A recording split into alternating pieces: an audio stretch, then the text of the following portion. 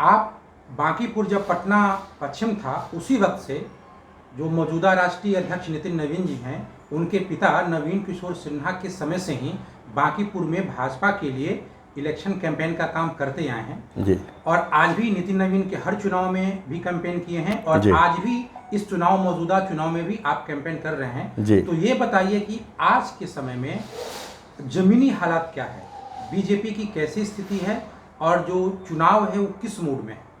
BJP की स्थिति बहुत सुंदर है और रिकॉर्ड मतों से हम जीतने वाले हैं। बम्पर जीत होगी। पवन सिंह की वह गीत बांकीपुर में भी साकार होगी।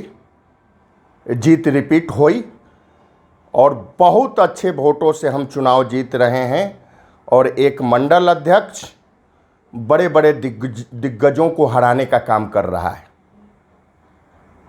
ये जो चुनाव है इसमें नितिन नवीन जी लगातार दूसरी बार पटना आए हैं। राष्ट्रीय अध्यक्ष होते हुए भी पटना आज उनका आगमन हुआ है, तो क्या वो गंभीरता से इस चुनाव को ले रहे हैं? चुनाव तो गंभीरता से भारतीय जनता पार्टी के एक एक कार्यकर्ता लेता है। हर समय भारतीय जनता पार्टी के कार्यकर्ता चुनावी मोड में होता है। कल अगर बिहार का जनरल इलेक्शन हो जाए तो उसके लिए भी भारतीय जनता पार्टी का कार्यकर्ता तैयार रहता है।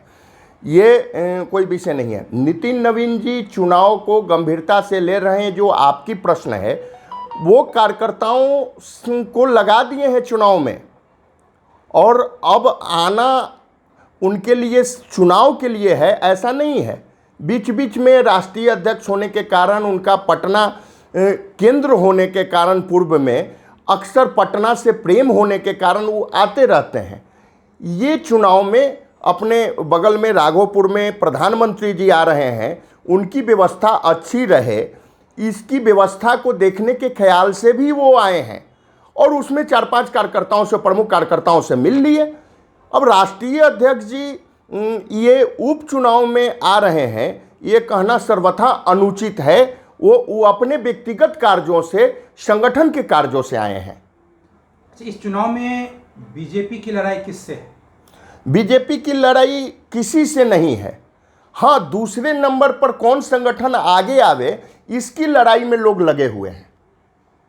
अच्छा, ये प्रशांत किशोर बार बार एक सवाल उठा रहे हैं कि जो महिला के स्वरोजगार को बढ़ावा देने के लिए 2 लाख रुपए देने की जो वादा किया गया था 2025 विधानसभा चुनाव में, जिसमें 10,000 रुपये दे दिया गया है, तो शेष जो 1,90,000 रुपये हैं वो कब आएंगे? अच्छा भैया, मैं एक प्रश्न आपसे पूछता हूँ। ये बताइए कि जब किसी भी व्यवसाय के लिए बैंक लोन देता है या प्रधानमंत्री रोजगार योजना से लोन दिया जाता है तो उसमें स्ट्रक्चर दिखाया जाता है कि नहीं कि हमने इस व्यवसाय में यहाँ तक का कार्य किया है, तो सेकंड किस्त आता है।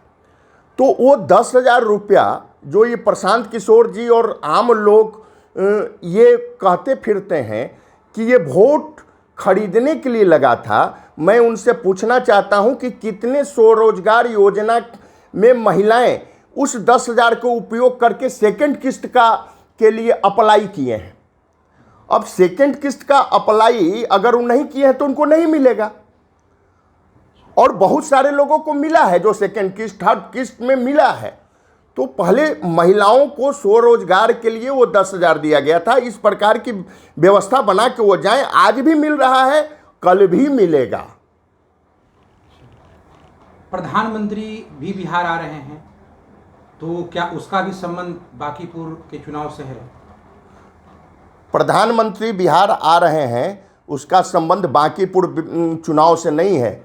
वो राघोपुर में एक कार्यक्रम करने आए हैं, राघोपुर के चिरपरिचित कार्यों को करने आए हैं और प्रधानमंत्री वहां से लौट जाएंगे। बांकीपुर में के लिए वो कहां आ रहे हैं? ये उपचुनाव है।